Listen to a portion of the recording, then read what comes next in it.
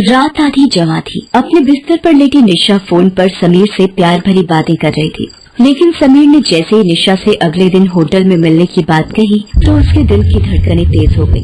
उसे समझ नहीं आ रहा था कि वो उसकी बात का हाँ में जवाब दे या ना में। समीर की बातों को सुनकर निशा ने अपने कांपते होठों से कहा, होटल? कौन सा होटल? Hotel blue diamond. कुछ गड़बड़ तो नहीं हो जाएगी समीर? कैसी गड़बड़? I mean, किसी को पता तो नहीं लग जाएगा हमारे रिश्तों के बारे में? डर लग रहा है निशा। बहुत। तो मिलना कैंसिल कर दें? निशा थोड़ी देर खामोश रही। उसने अपने बिस्तर के सामने रखे अपने पति पंकज की तस्वीर की ओर देखा, फिर कुछ सोचा और समीर से कहा, समीर, जब प्यार किया तो डरना क्या, मैं आ रही हूँ तुमसे मिलने। अगले दिन निशा समीर से मिलने होटल ब्लू डायमंड पहुँच गई। उसने लाल रंग की साड़ी पहन रखी थी, होठों पर उसी रंग की मैचिंग लिपस्टिक, कानों में बड़े बड़े टॉप्स और खुले बालों में वो किसी अप्सरा की जैसी लग रही थी। उसने होटल के रिसेप्शन पर जाकर कहा, रूम नंबर 311। होटल के रिसेप्शन पर खड़े रिसेप्शनिस्ट ने उसकी ओर मुस्कुराकर देखा और कहा, 3rd फ्लोर, बाएं साइड से 4था कमरा। मेरी बुकिंग है आज की। जी मैम, ये रही आपके कमरे की चाबी। ऊंची सैंडल पहने खटखट करती हुई निशा रूम नंबर 311 में पहुंची। दरवाजा खोला और कमरे में प्रवेश कर गई। अभी उसे कमरे में गए 5 मिनट भी नहीं हुए थे कि दरवाजे पर दस्तक हुई। दस्तक की आवाज से निशा के दिल की धड़कन फिर से बढ़ गई। उसने अंदर से ही पूछा, कौन है? दूसरी तरफ से आवाज आई, रूम सर्विस। निशा ने जैसे दरवाजा खोला उसके चेहरे पर मुस्कान आ गई। समीर तुम? नो निशा मैम, मैं तो रूम सर्विस वाला हूँ। ये कहते हुए वो कमरे के अंदर आ गया और निशा के पास घुटनों के बल पर बैठ गया और एक गुलाब का फूल उसे देते हुए कहा कि मोहतरमा बताइए, ये बंदा आपकी क्या खिदमत कर सकता है? निशा ने उसके हाथों से गुलाब लिया और कहा कि बस ये बंदा मुझे ढेर सारा प्यार करे, ढेर सारा। ये कहकर वो समीर के गले लग गई। कुछ देर बाद वो सुध बुध भुलाकर एक दूसरे में खो गए। निशा शादीशुदा थी। पंकज से 3 साल पहले ही उसकी शादी हुई थी, लेकिन पंकज कारोबार में इतना उलझा रहता कि उसे निशा की कोई फिक्र नहीं होती।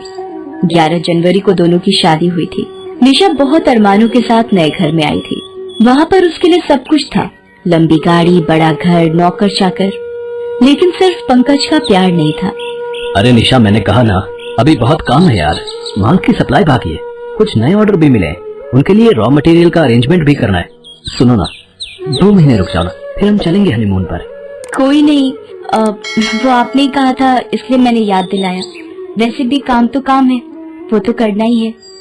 लेकिन शादी के 3 साल हो गए। पंकज के वो 2 महीने आए ही नहीं जब उसने वादा किया था कि वो हनीमून पर जाएंगे। निशा ने भी उससे कहना छोड़ दिया। उसे समझ आ गया था कि पंकज सिर्फ अपने कारोबार से प्यार करता है। रात के 12:30 बज गए।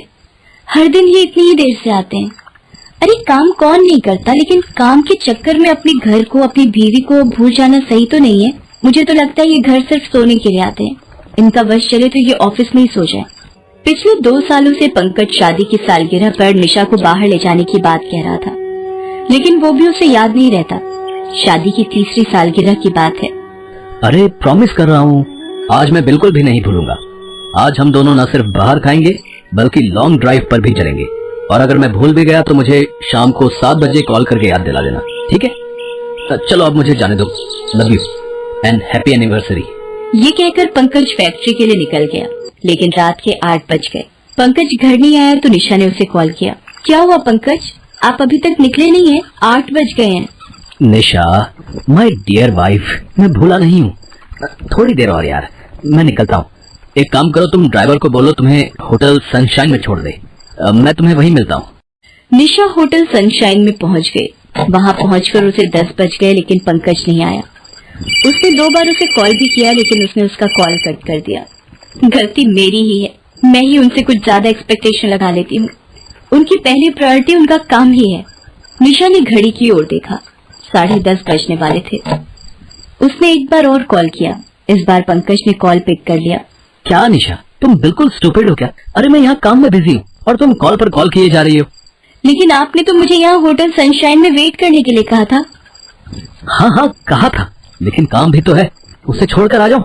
सुनो, एक काम करो, तुम डिनर कर लो, मेरा आना थोड़ा मुश्किल है। आज एनिवर्सरी है हमारी पंकज, हाँ तो क्या हुआ, एनिवर्सरी है तो क्या हुआ, तुम अकेले एंजॉय कर लो ना स्वीट हार्ट। चलो अब मैं फोन रखता हूँ, मुझे बहुत काम है।